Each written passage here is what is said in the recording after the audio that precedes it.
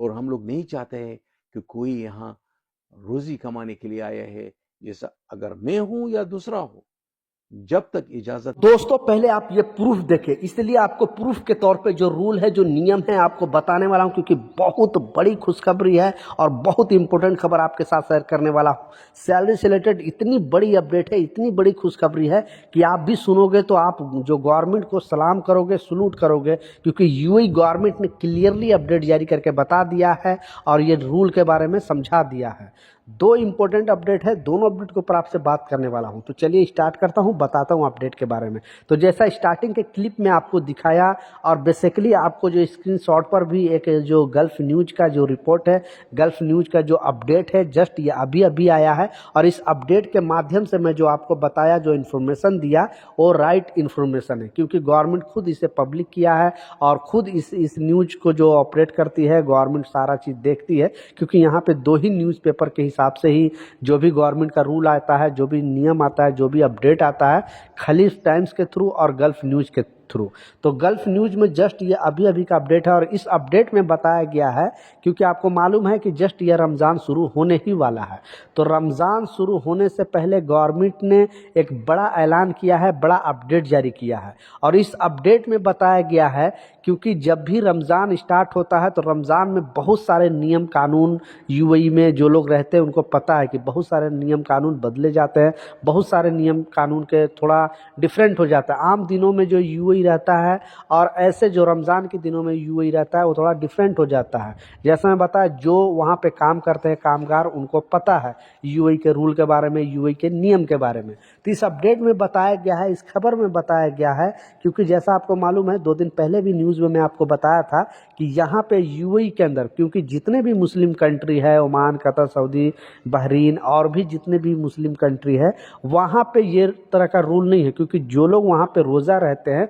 उनको ही सिर्फ 6 घंटे का ड्यूटी करना पड़ता है। यानी अगर वो 6 घंटे काम करते तो उनको 8 घंटे का पैसा मिलता है। लेकिन दुबई ही एक वाहिद ऐसा मुल्क है जहाँ पे ये जो कोई रोज़ा रहे ना रहे, रमज़ान के दिनों में सारे लोगों को जो ड्यूटी का टाइम है, बेसिक ड्यूटी का टाइम है, वो 6 घंटा होता है और उनको 8 घंटे का पैसा मिलता है। और 6 घंटा के बाद अगर वो काम करते हैं या कोई भी कंपनी का अर्जेंट काम है, वो किसी भी धर्म का हो, किसी भी जाति का, किसी भी कंट्री का, तो उनको 6 घंटा जो बेसिक ड्यूटी करना है, उसके बाद जो भी वो काम करते हैं उनको उसमें ओवर टाइम माना जाएगा। इस अपडेट में यही बताया गया है, आपने देखा स्क्रीनशॉट पर जैसा मैं लगा कर दिखाया गल्फ न्यूज में, ताकि जो कामगारों को इस रूल के बारे में, इस अपडेट के बारे में पता चल सके। तो अगर आपकी कंपनी रमज़ान के दिनों में 6 घंटा के अलावा कोई भी 2 घंटा, 3 घंटा, 4 घंटा, 5 घंटा, जितने घंटे भी अगर आपसे काम कराती है तो वो जो है ओवर टाइम माना जाएगा। ये गवर्नमेंट का क्लियरली कहना है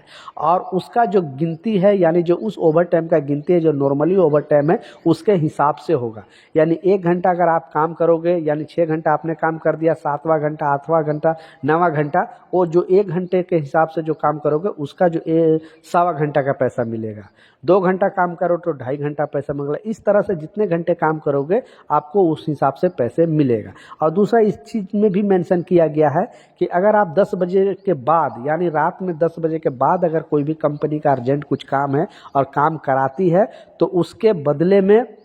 1.5 ओवर टाइम दिया जाएगा। यानी 1 घंटे जो हॉलीडे में ओवर टाइम मिलता है उस हिसाब से आपको ओवर टाइम मिलेगा। यानी 1 घंटा अगर आप काम करोगे तो 1.5 घंटे का पैसा मिलेगा। अगर कोई कंपनी, ठीक है, ये क्लियरली बताया गया है गवर्नमेंट की तरफ से, ये हमारी न्यूज़ नहीं है, आपकी न्यूज़ नहीं है, गवर्नमेंट खुद इस अपडेट को जारी किया है, खुद इस न्यूज़पेपर में पब्लिक किया है और इसमें बताया गया कि कोई भी कंपनी अगर इसका उल्लंघन करती है या उस कामगारों को उसका ओवर टाइम का पैसे नहीं देती है 6 घंटे के बाद, तो उस कंपनी पर बड़ा एक्शन लिया जाएगा, बशर्ते कामगारों को चाहिए कि कंप्लेन करें। पहले तो नाम भी जाहिर हो जाता था, इसलिए वजह से लोग डरते थे, लेकिन अब तो नाम भी जाहिर नहीं होता है, तो बिल्कुल डरने का ज़रूरत नहीं है आपको, क्योंकि जब आप कॉल करोगे, बोलोगे कि हाँ ये प्रॉब्लम चल रहा है, हमारी कंपनी सैलरी जो है नहीं देती है, 6 घंटा 8 घंटा कराती है, ओवर टाइम नहीं देती है रमज़ान के दिनों में, तो आपका नाम पहले लोग कॉल करके, जो गवर्नमेंट के लोग हैं, और पूछती थी कि ये शख्स ने आपके खिलाफ़ कंप्लेन किया। लेकिन अगर आप कॉल करने के टाइम बोल बोल दोगे मोहरे को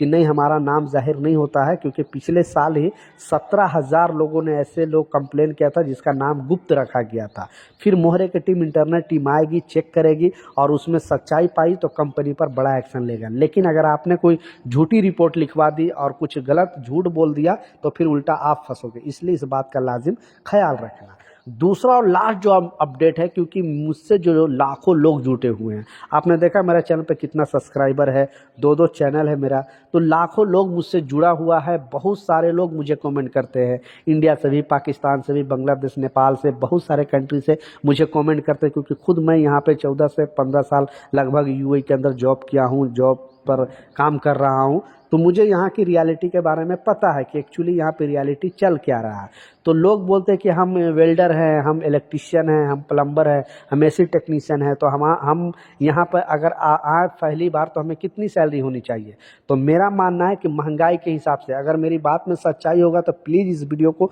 ज़रूर शेयर कर देना, ताकि उन भाइयों तक भी पता चले जो लोग दुबई में नहीं आए हैं। क्योंकि जो मैं रिपोर्ट बता रहा हूँ, मैं अपने यहाँ अपने एक्सपीरियंस के हिसाब से बता रहा हूँ, ये कोई न्यूज़ नहीं है, ये कोई अपडेट नहीं है, रियलिटी मैं बता रहा हूँ कि कम से कम जो आपकी बेसिक सैलरी होना चाहिए आपको 1500 होना चाहिए। ठीक है, 1500 बेसिक सैलरी और प्लस 300 खाने का। अगर खाना कंपनी दे रही है तो नो प्रॉब्लम, लेकिन अगर कंपनी खाना नहीं दे रही है तो आपको कम से कम 300 होना चाहिए, यानी 1500 प्लस 300। अगर आपकी सैलरी है, आप एक टेक्नीशियन हो, तो आपको इतना सैलरी होना ही चाहिए, तब भी कुछ आप यहाँ से पैसे बचा सकते हो। क्योंकि महंगाई भी यहाँ इतनी बढ़ गई है कि जिसका कोई हिसाब नहीं। जो लोग दुबई में रहते हैं, आपके जानने पहचानने वाला, रिलेशन वाला, उनसे पूछो कि कितना महंगाई बढ़ गई है पहले के मुकाबले, और सैलरी नहीं बढ़ रही है। इस वजह से जो मैं बता रहा हूँ, कोई भी कंपनी से अगर आप बातचीत कर रहे हो तो आपको कम से कम जो सैलरी, बेसिक सैलरी होनी चाहिए 1500 दिरहम और खाने का 300 दिरहम, यानी 1500 प्लस 300, तब यहाँ पे आप कुछ अच्छा खासा मतलब पैसे बचा सकते हो। नहीं तो आप अगर सैलरी ज़्यादा नहीं है, लेकिन अगर जो फर्स्ट टाइम हेल्पर है तो उसकी सैलरी इतना नहीं मिल पाएगी, लेकिन टेक्नीशियन है तो बहुत सारे कंपनी इतना सैलरी देती है स्टार्टिंग में। तो आप अच्छे तरीके से सोच के समझ के एग्रीमेंट सही से चेक करके ही यहाँ पे आना, साइन अच्छे तरीके से देख लेना कि उसमें सैलरी मेंशन है कि नहीं।